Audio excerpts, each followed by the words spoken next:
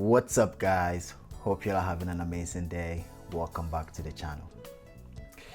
In today's video, I just wanted to share with you guys a recent photos that I took, the process and how I got the photos, and the inspiration behind all the photos that I made. A couple months ago, one of our clients asked us to create some photos for their coffee shop. So a new coffee shop has opened in town. Went there to buy a coffee because we were just excited about it. It's the same coffee shop that I showed in last week's video, so I introduced myself. This is the first time that we went in there to buy coffee. I introduced myself to them, told them what I do, and told them what I can offer to make their space look better. And as somebody who loves art and have eye for good art, I told them what I think we could do to make this space even much better. They actually was looking for somebody to do that for them, and it was a good opportunity for me, for us, for them to also find a local artist to create art for them.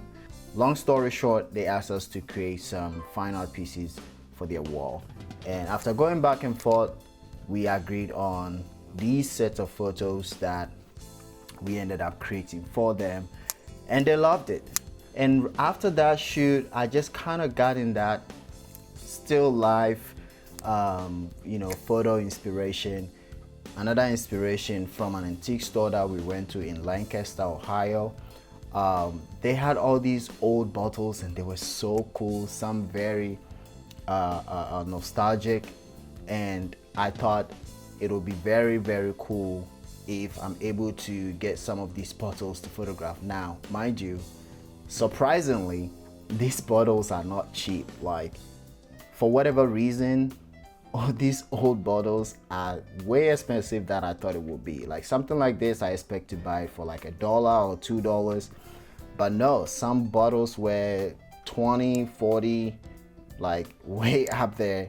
And then there were some Coca-Cola bottles that is from like the 60s or 70s or something like that, and still had the Coke inside of it. And those ones you cannot buy single of them, which I would have loved, but you had to buy the entire crate, and it was like $100 and something. I'm like, I'm just buying these things to photograph them, and afterwards I'm not gonna do anything with them. And it's not like you can just put it up back and sell it. Like, how long is it gonna take before somebody buy this? And so I decided not to buy those and just go with whatever I can afford and whatever I think made sense. So I picked up the few bottles and brought it home with me. Initially, I wanted to, this was more like an experiment, so I wanted to photograph it on my large format, but I only have black and white film for now, and I wanted these photos to be in color. It brought me back to my Fuji ST5, which I'm recording on right now. And the Fuji ST5 has 40 megapixels, which is way more than anybody need. However, it's also a crop sensor, so I have always been curious, like photographing something that I want to print really big, and how this Fuji will be able to handle it. Surprisingly, it did really, really well. Now, I did something new that I haven't done before, which was focus stacking. Now, if you do not know, focus stacking is when you take a photo of a scene or a thing, and if you are using a camera that has it inbuilt, you are able to go in, select your focus points where you want the distance that you want the photos to be made. And some cameras have automated ones, so once you select your focus range, it will tell you the number of shots that you need to, or the camera is going to take to get that focus for you. So some of these bottles I was getting between 5 to 11 photos taken on each bottle, which wasn't bad, which wasn't terrible.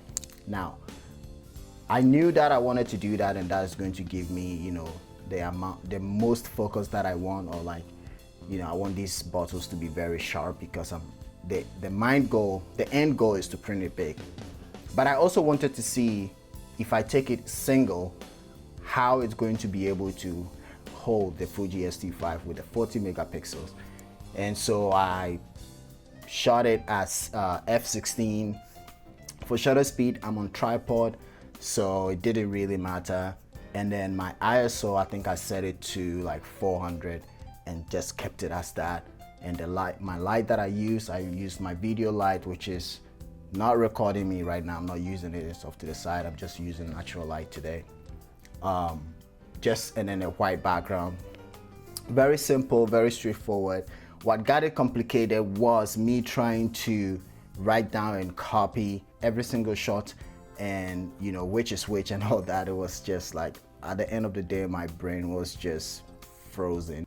I took first shot, which was f16, 400 ISO, whatever shutter speed it gave me, and then after that I would take, you know, the focus stacking, which the X-T5 has. You can do it either manually or automatic.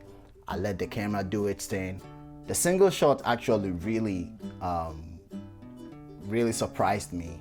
If you are looking at it on the screen, I bet you will not be able to tell the difference between which shot was just single f16 and which shot was like 5-10 shots put together. Maybe it's because of the subject that I'm photographing. Maybe if it was something else, maybe if it was like a landscape or something, you might be able to tell. But for these ones, honestly, like even after I had edited them and I was trying to put each files in separate folders, I had to go back and check the numbers, you know, the file numbers, to make sure I'm doing the right thing, because just looking at it, I wasn't able to tell which was which. Which brings my mind to, like, you know, like for real though, how many megapixels do we need and all that?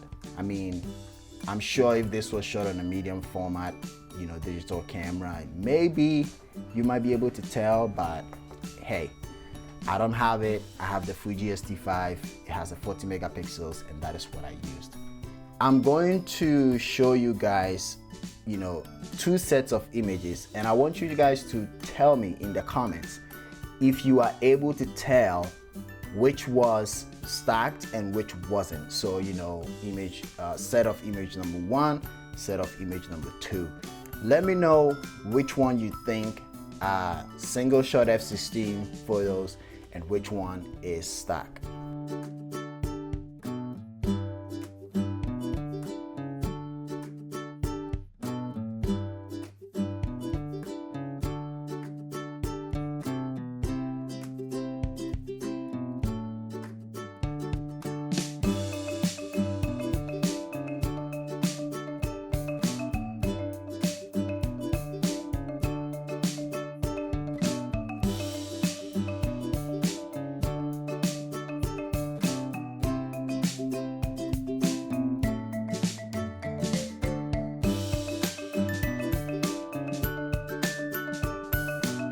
How did you do? Were you able to guess? If you were able to tell the difference, that is impressive. If not, no surprise here, because I couldn't even tell the difference when I was staring at it right here in my face.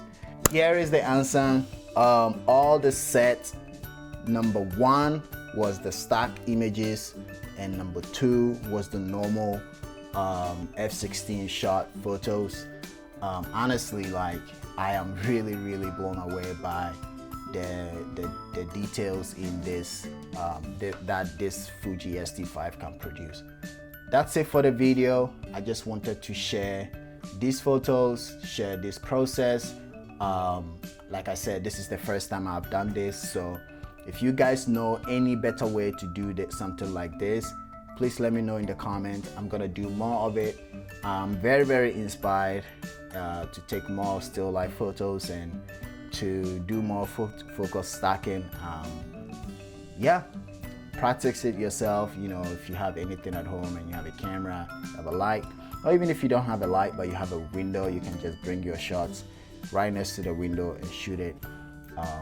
Thanks for watching. I appreciate you all. Follow me on my Instagram, KBANA. If you want to see my portfolio and the works that I create, check out KBANA.com.